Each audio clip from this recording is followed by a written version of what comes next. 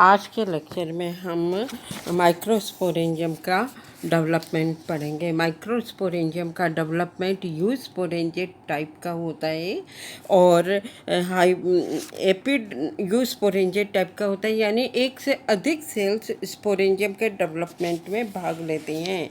Microsporophyll की epidermis के नीचे स्थित हाइपोडर्मस सेल्स से स्पोरेंजियम का माइक्रोस्पोरेंजियम का निर्माण होता है।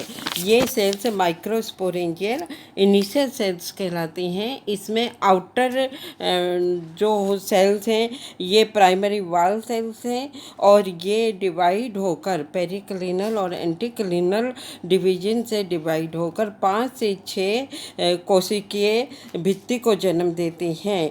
यह 3 भागों में स्पष्ट विभेदित होती है: एक्सोथीसियम, मेसोथीसियम और टेपिटम। टेपिटम कोशिकाएं डेवलप हो रहे स्पोर्स को न्यूट्रिशन प्रदान करती हैं और इसके साथ ही ये स्पोरेंजियम के डेhiscence में भी मदद करती हैं। इसी तरह से जो वाल लेयर्स के अंदर वाली सेल्स प्राइमरी स्पोरोजिनस सेल्स हैं, जो कि रिपीटेडली डिवाइड होकर स्पोरोजिनस टिश्यू बनाती हैं। स्पोरोजिनस टिश्यू की प्रत्येक सेल माइक्रोस्पोर मदर सेल कहलाती है और इन माइक्रोस्पोर मदर सेल्स में मियोटिक डिवीजन होता है और हैप्लॉइड माइक्रोस्पोर्स बनते हैं। हैप्लॉइड माइक्रोस्पोर्स जब स्पोरेंजियम में का डेhiscence होता है तो ये माइक्रोस्पोर्स एनवायरनमेंट में मुक्त हो जाते हैं और डेhiscence में हम देखते हैं कि माइक्रोस्पोरेंजियम के उपसरफेस पर एक लॉन्गिट्यूडिनल स्लिट का डेवलपमेंट होता है। ये लॉन्गिट्यूडिनल स्लिट जब फट जाती है तो माइक्रोस्पोर्स बाहर निकल आते हैं। मेल इसके स्फुटन के लिए हम देखते हैं कि जो मेल कोन का अक्ष सेंट्रल एक्सिस से वो तेज़ी से लंबाई में ग्रोथ करता है और माइक्रोस्पोरोफिल एक दूसरे से दूर हो जाते हैं। इस तरह से माइक्रोस्पोरेंजियम एक्सपोज हो जाती हैं पानी की कमी से। एक्सोथीसियम जो स्पोरेंजियम की सबसे आउटर मोस्ट लेयर होती है के सिकुड़ने से स्पोरेंजियल वाल बेक्जियल सरफेस पर एक रेखा के रूप में टूटती है और स्पोर्स मुक्त हो जाते हैं।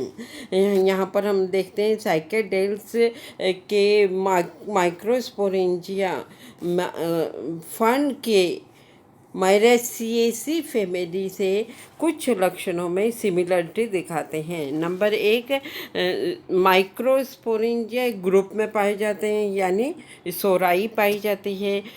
माइक्रोस्पोरेंजियम का लॉन्गिट्यूडिनल डेhiscence, माइक्रोस्पोर्स की अधिक संख्या और ये सभी हालांकि प्रिमिटिव कैरेक्टर्स माने जाते हैं, इसीलिए ये फर्न के माइक्रोस्पोरेंजियम से सिमिलरिटी दर्शाते हैं। अब हम आते हैं मेगास्पोरोफिल।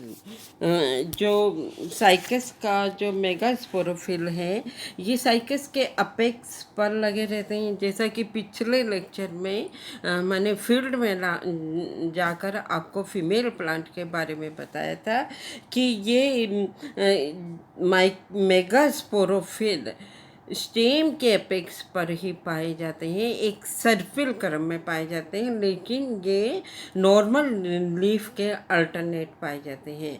मेगास्पोरोफिल के डेवलपमेंट से स्टेम की ग्रोथ के ऊपर कोई असर नहीं पड़ता है। इस तरह से हम यहाँ देखते हैं स्टेम की ग्रोथ एक मोनोपोडियल ग्रोथ होती है। यहाँ पर हम देख रहे हैं माइक्रोस्पोरोफिल में 2 तरह के स्ट्रक्चर हमें दिखाई देते हैं। मेगास्पोरोफिल के हमें 2 स्ट्रक्चर दिखाई दे रहे हैं। मेगास्पोरोफिल का जो ऊपर वाला भाग है वो लीफी स्ट्रक्चर है, लीफ लाइक है, ये स्टेराइल होता है और मेगास्पोरोफिल के बेस पर ओव्यूल पाए जाते हैं। मेगास्पोरोफिल के बेस पर नेक्ड ओव्यूल पाए जाते हैं। इनकी संख्या अलग अलग स्पीसीज में अलग अलग होती है। किसी में दो ही, जैसे साइकस बेडोवाई में 2 ही ओव्यूल पाए जाते हैं। साइकस पेक्ट्रिनेटा में 4 ओव्यूल पाए जाते हैं। साइकस सर्सिनेलिस में हम देख रहे हैं कि ओव्यूल्स की संख्या ज़्यादा है। इसी तरह से साइकस रेवोल्यूटा में 4 ओव्यूल्स हैं। और साइकस रम्फाई में हम देखते हैं जो लीफी स्ट्रक्चर है उसका साइज छोटा हो गया है, और उस माइक्रोस्पोरोफिल के स्टॉक पर ओव्यूल्स जो हैं वो एक रो में पाए जाते हैं। तो इस तरह से हर स्पीसीज में अलग अलग ओव्यूल्स की संख्या अलग अलग होती है।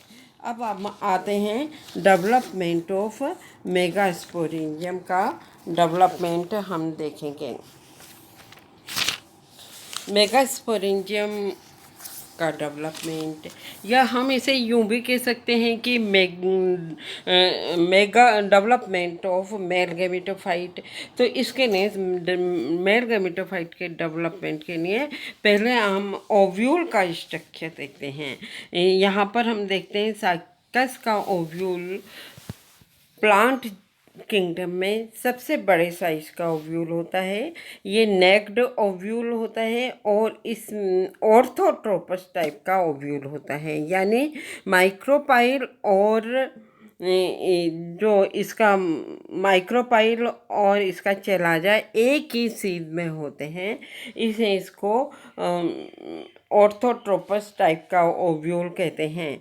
ओव्यूल में हम देखते हैं इसके चारों तरफ इंटेगुमेंट पाई जाती है। इंटेगुमेंट 3 परतीय होता है। सबसे बाहर की परत इसके जो है, सबसे बाहर की आउटर फ्लेसी लेयर है जिसे आउटर इंटेगुमेंट कहते हैं। मिडल की स्टोनी लेयर है जिसे मिडल इंटेगुमेंट कहते हैं। और सबसे इनर मोस्ट जो इसकी लेयर है वो इनर फ्लेसी लेयर कहलाती है। इंटेगुमेंट के अंदर न्यूसेलस उपस्थित होता है। न्यूसेलस बीजांड का यानी ओव्यूल का सबसे मुख्य भाग होता है, और जो ओव्यूल का अपेक्स वाला भाग है वो इंटेगुमेंट से ढका हुआ नहीं होता है। इसे माइक्रोपाइल कहते हैं। न्यूसेलस का ऊपरी भाग जो ग्रोथ करता है और एक न्यूसेलर बीक बनाता है। इस तरह से यहाँ पर हम देखते हैं जो भाग इसका इंटेगुमेंट से ढका हुआ नहीं है, और वहाँ पर एक पोलन चैम्बर बन जाता है। इस तरह से हम देखते हैं माइक्रोपाइल पोलन चैम्बर का एक छिद्र नुमा स्ट्रक्चर होता है। इस पोलन चैम्बर में माइक्रोस्पोर्स आ जाते हैं और वो जर्मिनेट होते हैं। इस तरह से इसके बाद हम आते हैं कि बीजांड के ओव्यूल के आधार पर हम देखते हैं कि वेस्कुलर स्ट्रैंड पाया जाता है, जो कि 3 शाखाओं में विभाजित होता है। मध्य शाखा ये न्यूसेलस को वेस्कुलर सप्लाई देती है, जबकि 2 लेटरल ब्रांचेस हैं ये इंटेगुमेंट को सप्लाई देती हैं। इसके बाद हम पढ़ते हैं साइकस। इसके बाद हम देखेंगे डेवलपमेंट ऑफ मेगास्पोरेंजियम, यानी डेवलपमेंट ऑफ ओव्यूल या डेवलपमेंट ऑफ मेगास्पोरेंजियम। मेगास्पोरोफिल के नीचे वाले भाग पर मेगास्पोरेंजियम का डेवलपमेंट भी यूस्पोरेंजियम टाइप का होता है, और मेगास्पोरोफिल के बेस की जो 4 से 6 हाइपोडर्मल सेल्स हैं ये स्पोरेंजियम के डेवलपमेंट में भाग लेते हैं।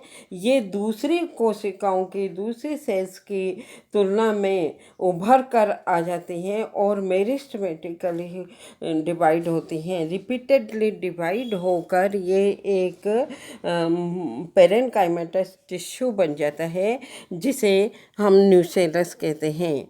न्यूसेलस के बिल्कुल आधार से कुछ कोशिकाएं और रिपीटेडली डिवाइड होती हैं और ये डिवाइड होकर न्यूसेलस के चारों तरफ एक कवरिंग बनाती हैं जिसे इंटेग्यूमेंट कहते हैं। ये न्यूसेलस के अपेक्स वाले भाग को छोड़कर बाकी न्यूसेलस को पूरी तौर पे ढक लेता है और इस तरह से न्यूसेलस का जो भाग ढका हुआ नहीं है उसे हम माइक्रोपाइल कहते हैं। शुरू में न्यूसेलस के सभी सेल्स एक जैसे ही होते हैं। कुछ समय पश्चात हम देखते हैं कि न्यूसेलस में के सेंटर में हमें एक सेल अन्य कोशिकाओं से ज़्यादा स्पष्ट दिखाई देने लगती है क्योंकि इसका जो प्रोटोप्लाज्म है ये घना प्रोटोप्लाज्म हो जाता है और इसमें न्यूक्लियस भी साइज में बड़ा हो जाता है जो आसानी से इसके इस लक्षण के कारण यह आर्किस्पोरिया सेल दूसरी कोशिकाओं की से हमें ये आसानी से पहचान सकते हैं। इस आर्किस्पोरिया सेल को मेगास्पोर मदर सेल कहते हैं। ये megaspore mother cell meiotically divide होकर 4 मेगास्पोर्स बनाती हैं। ये चारों मेगास्पोर्स एक लीनियर टेट्राड के रूप में उपस्थित रहते हैं। अब हम देखते हैं कुछ समय पश्चात जो माइक्रोपिलर रीजन की तरफ वाले 3 मेगास्पोर्स हैं वो डिसइंटीग्रेट हो जाते हैं। केवल एक मेगास्पोर ही फंक्शनल रहता है। ये मेगास्पोर कुछ फंक्शनल मेगास्पोर साइज में बड़ा होता है और फीमेल गेमेटोफाइट का डेवलपमेंट करता है। तो इस तरह से हम देखते हैं मेगास्पोरेंजियम का डेवलपमेंट और फीमेल गेमेटोफाइट किस तरह से फंक्शनल मेगास्पोर से फीमेल गेमेटोफाइट डेवलप होता है। नेक्स्ट लेक्चर में हम गेमेटोफिटिक जनरेशन का डेवलपमेंट पढ़ेंगे।